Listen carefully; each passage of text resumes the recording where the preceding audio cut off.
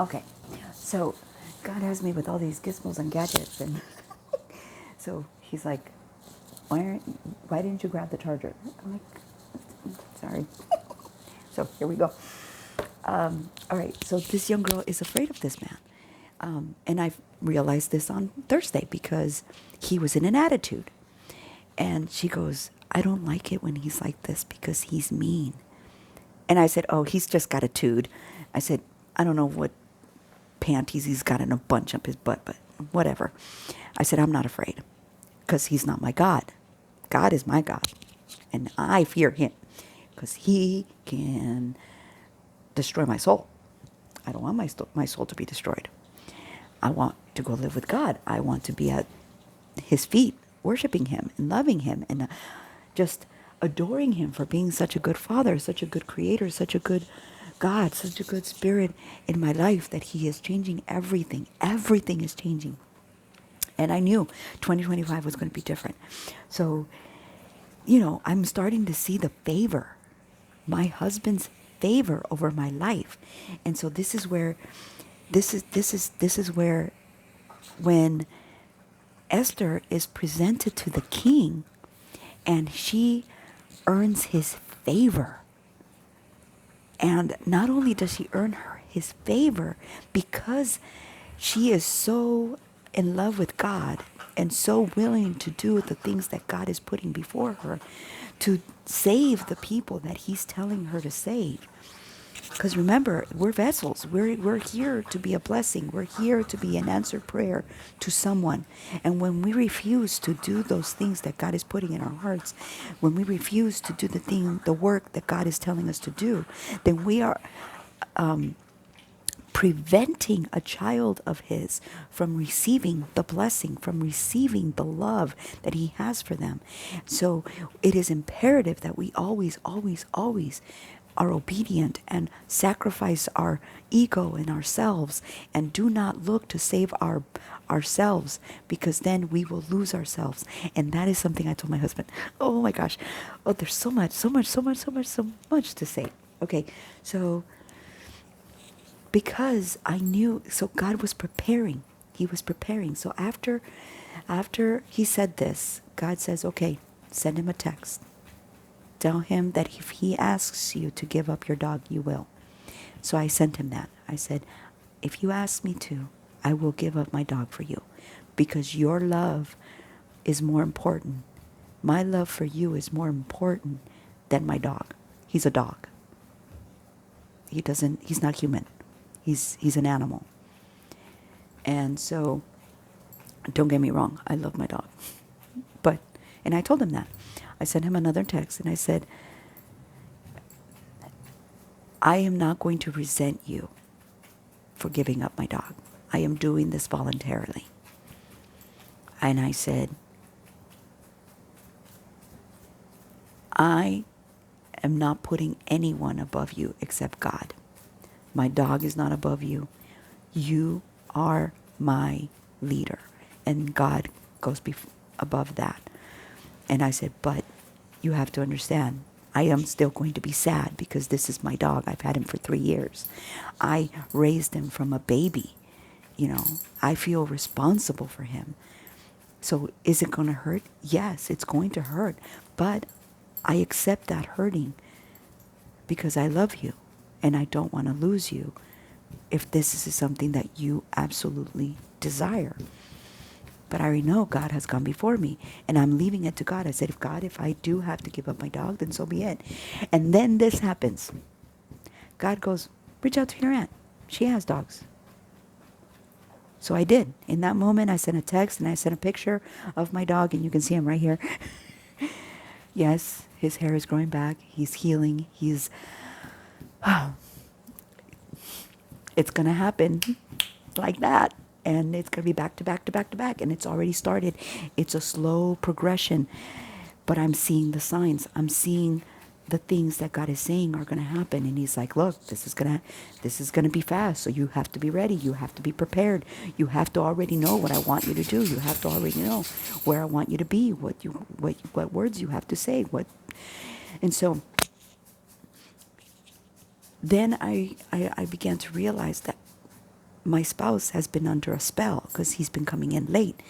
So, and all of this began to clarify. Like, oh my God, I was praying, but I wasn't praying specifically in impacting the spirits that were involved, because God was saying, pray generally, pray generally. It's not until now, in the new year, as soon as we crossed into the new year, boom, I started praying over my husband, praying over his sleep, praying over his body, praying over his car, praying over the things that are coming against him, praying against the individuals that are coming against him. Because God now has alerted me. Okay, this is one person that's against him. This is another person that's against him. This is another person that's against him. But in the same time, he's revealing who these individuals are working with to come against me, because they know I'm praying for him, because they know that I'm protecting him in prayer. I'm not the one that's doing the work. I'm not the one that's doing the saving. God's doing that. I'm just a vessel asking God, please, please, please protect him. Please. I am sacrificing. I am doing the fasting. I hadn't even realized I was doing fasting until the fast was over. Until I started hearing others say, time to fast, time to fast. Time. And I'm like, Father, do you want me to fast? And he's like, you've already been fasting. He goes, I've only been having you eat once a day. Oh, and then all of a sudden, and I always know when I'm off a fast, because then he brings food, like crazy amounts of food. So I've been noticing that my husband and this crew chief have become friends. Now remember this other young man I was helping, and I asked him to help me with him, and I started telling him about the, what was God was revealing to me, and the things that he was going through. And so he started helping and being really pointed in the way that he became friends with this young man. And I can tell you, this young man began to flourish and began to change, and now he has moved on to a different place. He is now working somewhere else. He is no longer at the store. The spirits that were over him, that were holding him to in slave into that store, are gone. They've released him. They've let him go on. That doesn't mean that he doesn't have more work to do, but it's not.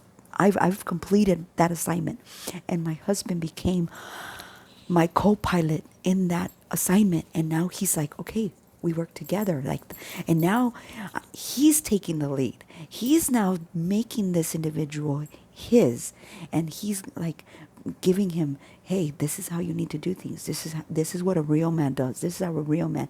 So he's taking the father figure role. God is teaching him how to be a dad. Oh my gosh. Okay, so I caught them walking into the walk-in together alone.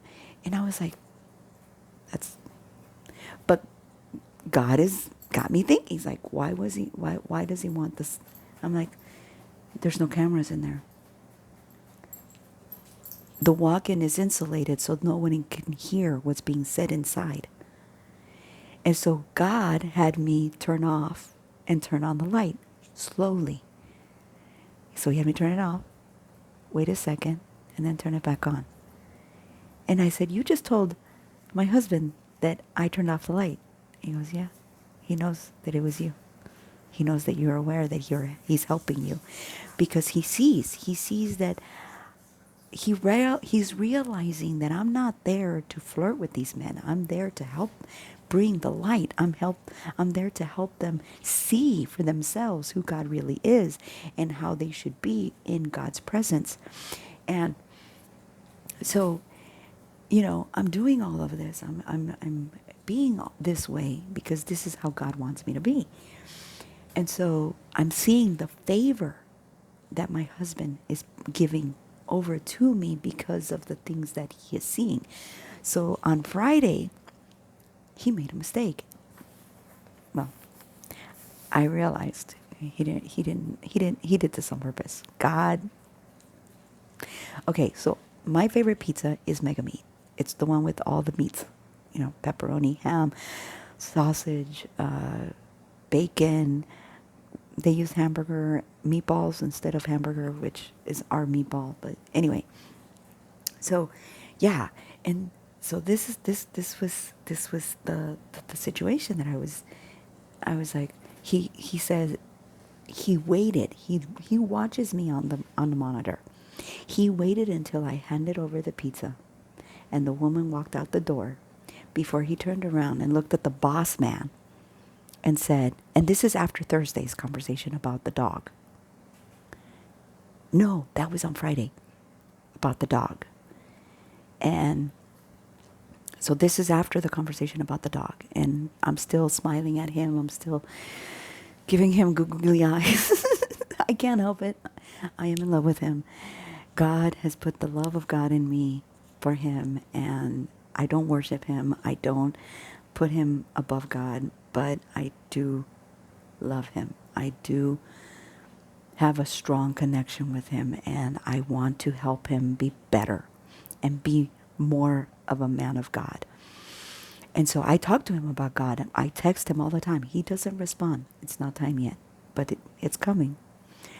And I've told him, I can tell you want to text me. I can tell you want to say something to me, but you're holding back.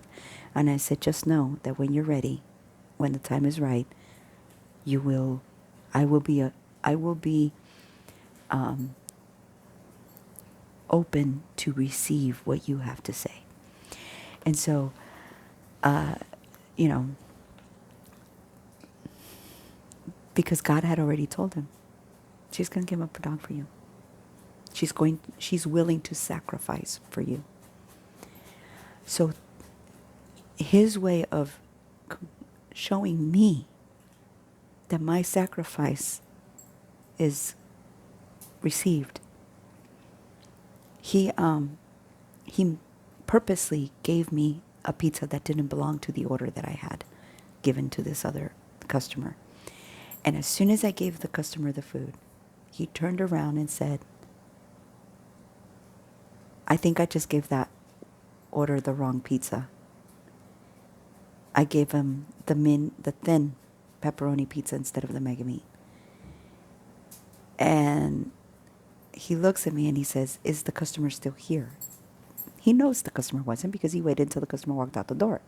I ran out to the lobby and I said, no, she's gone. And he goes, okay, so we need to remake this pizza. And I looked at the boss and I said, no, the boss says, where's the ticket? I want to see the ticket. And so I went looking for the ticket because I'd thrown it away. I found it, brought it to him. And he's like, okay,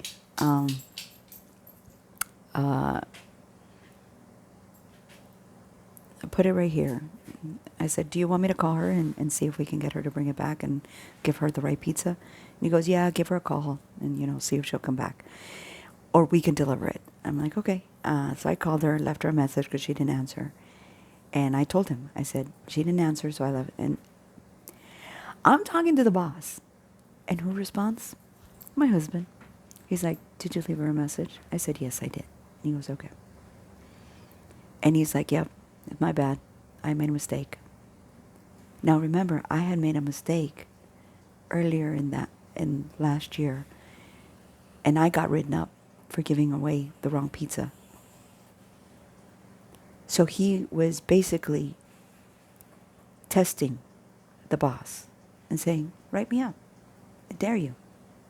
Write me up like you wrote her up for giving away a pizza that was wrong.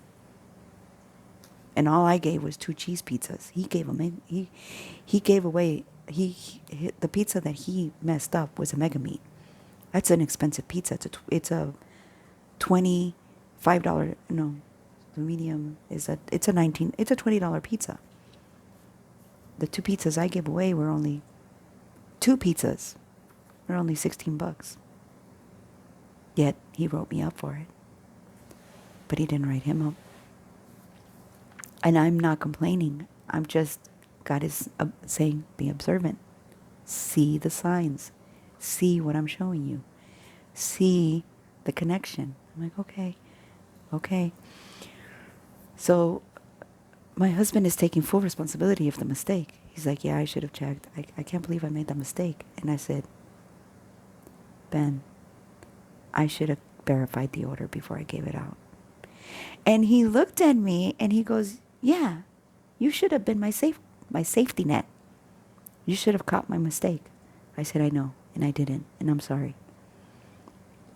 And he realized in that moment that I'm never going to be vindictive, that I'm never going to look at him and say, this is your fault. This has nothing to do with me.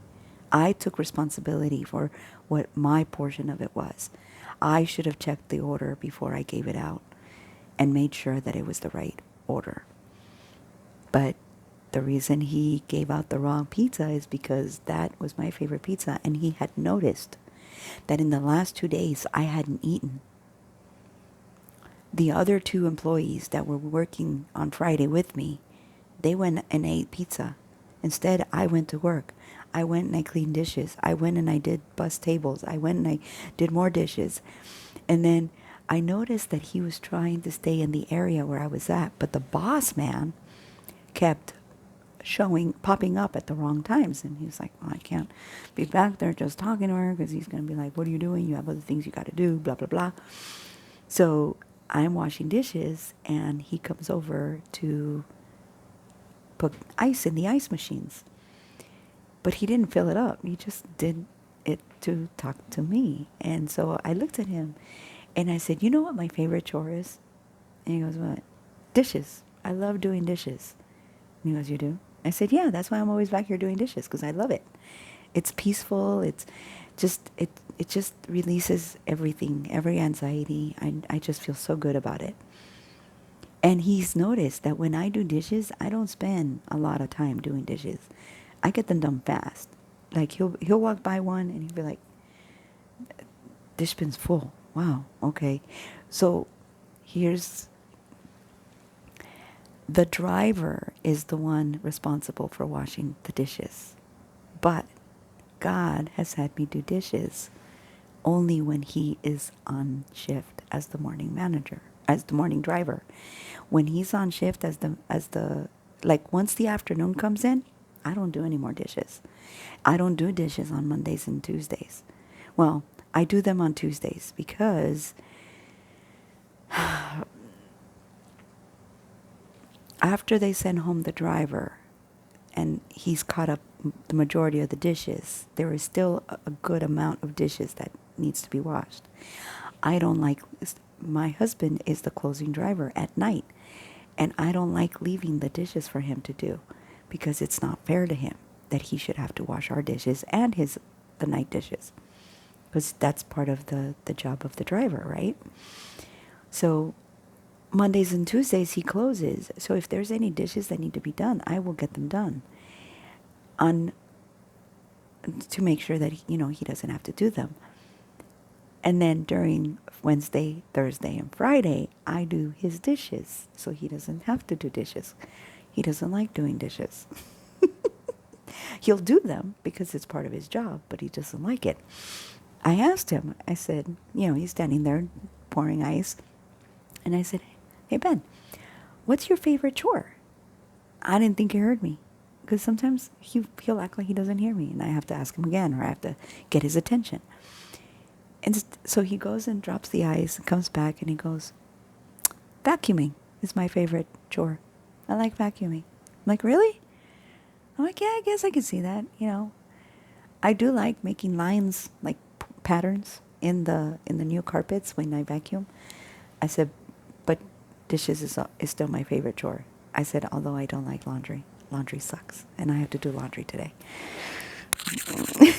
But I will get it done. And I have to go grocery shopping. I have to go buy my dog food. And I have like all these other things I need to get. But God wouldn't release me to go until I did this video. So, so on Friday, they send me home early. They send me home at 4:30. And he knew they were going to send me home early because he heard them talking. And so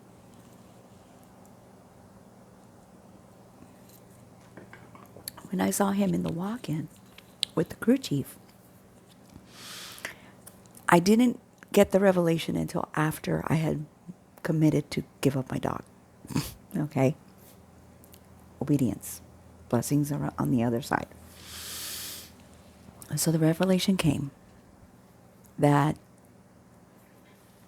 while him and this crew chief were in the walk-in, my husband told the crew chief, give Diana the medium pizza. Before she goes home, give it to her. So she has something to eat. But he didn't know God was going to send me out to eat anyway, so that's okay. So I went to go eat. But after I went to go eat, God sent me to go buy some wine. And then I was waiting for the bus. That's when he had me text him and say, I'm willing to give up my dog. And I reached out to my aunt. And then he had me tell him, okay, now tell him that you reached out to your aunt. So I told him that I reached out to my aunt. And then the next day, her birthday pops up on my Facebook reminders. And I was like, she's not here. She's in Mexico having fun for her birthday. And so I texted them. I texted him and said, oh, FYI, my aunt's not here. She's in Mexico celebrating her birthday. They do every year. They do it for my aunt's birthday, my uncle's birthday. And I said, but her kids live with her at home and they take care of the animals while she's gone. So she doesn't have to worry. And I said, plus, because my dog is going to be living there, and I asked him to pray that she will say yes. And I said, plus, because he's going to be so close, I can go visit him whenever I want. And then God said this, he's not going to let you give up your dog. And I'm like, why? Because you've told him of all the things you've sacrificed over the years, all the things you've given up over the years. And he doesn't want to be the reason that I sacrifice more. He wants me to be happy. He wants me to look at him as a good man, a man that isn't going to ask me to give things up that I want, that I love, because I've done for him so much. And I'm like, but I haven't done anything. He goes, you're going to find out what you've done for him, because he is going to tell you all the reasons that he fell in love with you, and all the things that you've done that you didn't know were for him. I was like, okay, which is why I won his favor, because he's never been treated the way I'm being to him. He's never been put first. He's never felt love from the other person. It's always felt like he had to give and give and give and give. Like he had to be more than enough for both of them. So he had to love himself and he had to love the other person. He's never felt reciprocal love. He's never felt a love coming from someone that is genuinely just there to love him, not wanting anything from him, not asking him for anything, not wanting to trade for anything. Like, I'm not using love as a currency. I'm not using my body as a currency, because he told me, he's like, you need to gain weight, because he knows how I felt about my ex-husband, and the fact that my ex-husband didn't like my body, didn't like the fact that I was big, didn't like the fact that I had gained so much weight. But what he wasn't realizing it is that he was the one putting the weight on me, because he was pushing me down. He was knocking my ability to take care of myself down. He took so much from me. I constantly pouring and pouring and pouring and pouring and pouring and pouring and pouring, and it was never enough. It was like he was this vessel that was thirsty, and he just kept drinking and drinking and drinking, but he wouldn't pour anything back. He was so selfish that he didn't want to give anything back, because he was afraid that if he gave back what he was being given, that he would be empty. But because he was keeping so much of it for himself, God made him feel like he was empty inside, like nothing he had within him was enough, like he was never enough. And that's what happens when you're not with God. You feel empty. You feel like you can't thrive, like you can't, you end up, and the way God showed me was back then, he would have me in the ocean. Like I was trying to get above the water, you know, and when you're trying to save someone who doesn't know how to swim, they try to push you down. They try to not, like they try to keep, keep themselves afloat by pushing you into the water. Because you're the blessed one. You have the ability to stay afloat because God keeps you afloat. And but you know, at some point something's got to give, and you keep fighting, you keep you know, but you're not getting enough air, you're not getting enough fuel, you're not getting enough blessing, you're not getting enough of everything, because this person is just sucking the life out of you, sucking everything out of you, and you're just like so this is the first time he is actually having a full cup, and his cup started to run over. And I did not expect this. Because his cup is now running over, he is now pouring into me. He's pulling me up with him. He's helping me. He's supporting me. He's elevating me. He's keeping me afloat with him, not pushing me down. He became a new man. He became a new creation. He became a new thing. And I watched it happen before my eyes, and I'm just like, wow. Wow. I'm in awe of God because he is amazing. And because God told me that he's not going to make me give away my dog, I'm at peace. I'm like, but if it happens, it happens. I'm okay giving him up because God is my God. My dog is a dog. God can give me another dog. He's given me plenty dogs. One dog is taken away from me, and I'm given another dog, and another dog, and another dog, and another. And I've even said, I don't want any more dogs. I don't want to cry. And God's like, but your heart is so full when you have a dog. Like, I know, but I don't want to cry. It makes me cry. And I made God promise that this is my last dog. Like, after this dog, I'm done. I'm good. I don't need any more animals. And he goes, but that's your job, to rule the animals. That's the assignment I gave you, remember? Take care of the world and master the animals. You can't get away from them. Like, true. All right, so he's giving me all these revelations and giving me all this information. And so, because it happened without even realizing that since that day, that dream, or that interaction where God presented me to my husband, I have been texting him every morning on Saturday and Sunday. Good morning coffee.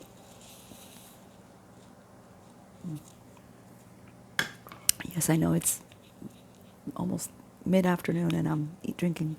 It's only a little bit left. I'm only had this one cup, but the revelations and the information that God has been giving me, oh my gosh. And so, and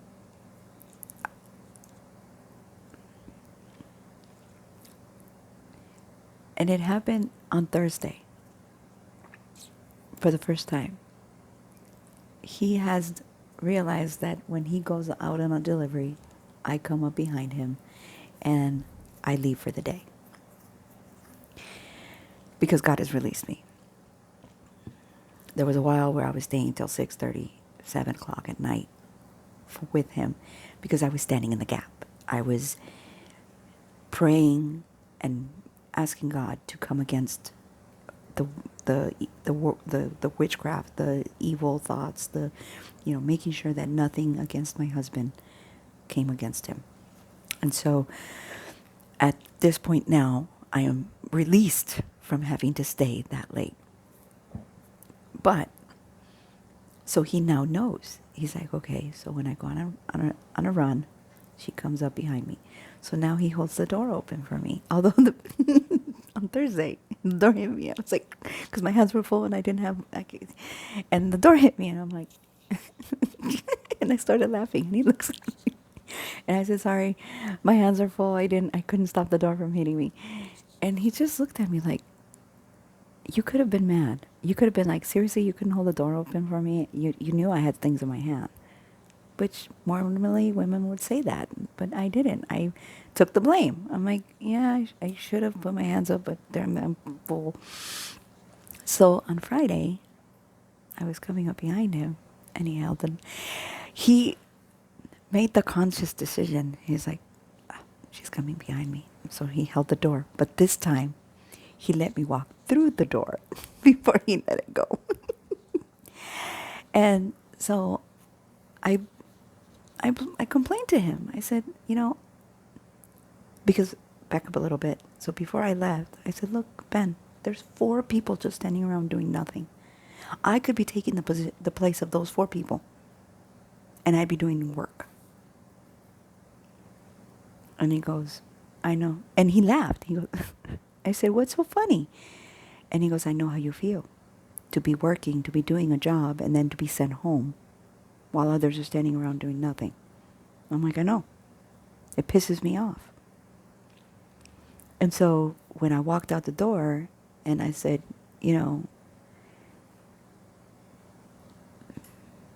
I hate going home this early because I still have 6 hours left in me.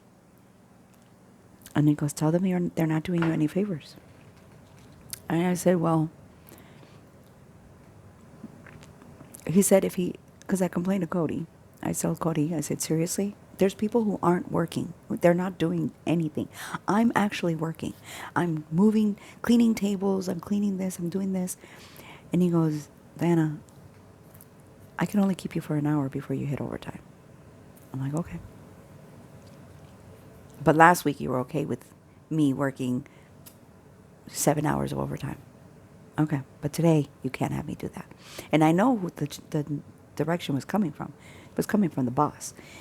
And I told Ben in the text, and I said, I've noticed that he's trying to keep us apart. I've noticed that he's involving himself. Like he doesn't want you and me to get together. And I said, but what God brings together, no man can keep apart. And I said, so good luck with that. Because you're not going to be able to intervene. You're not going to be able to keep us separated. Because I have told him that I love him. Yeah, I said, I love you. And today, God goes, ask him how he wants you to say I love you. I'm like, what? What do you mean? And he goes, well, does he want you to say I love you? Or mi amor, my love, in Spanish? And I was like,